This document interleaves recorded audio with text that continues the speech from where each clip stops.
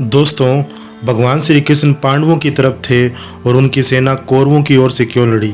महाभारत युद्ध के पहले कौरवों की ओर से दुर्योधन और पांडवों की ओर से अर्जुन भगवान श्री कृष्ण से युद्ध में अपनी ओर से लड़ने का प्रस्ताव लेकर द्वारिका गए।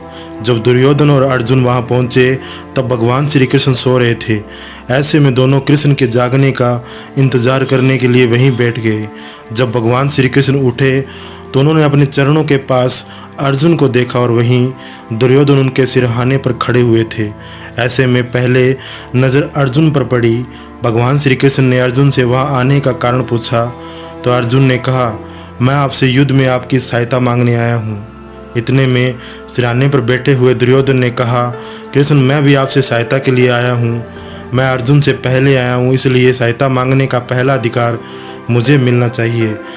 ऐसे में श्री कृष्ण ने कहा, दुर्योधन, मेरी नज़र पहले अर्जुन पर पड़ी, लेकिन तुम कहते हो कि तुम पहले आए हो, इसलिए मैं तुम दोनों की सहायता करूंगा।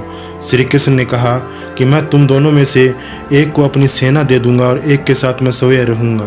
अब तुम दोनों मुझे या मेरी सेना में से किसी एक को चुन सकते हो।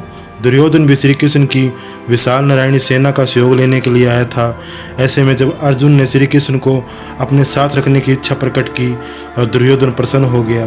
श्री कृष्ण ने युद्ध के लिए दुर्योधन को अपनी सेना दे दी और सवै पांडवों के साथ हो गए। बता दें कि नारायणी सेना को चतुर्गिणी सेना भी कहते हैं।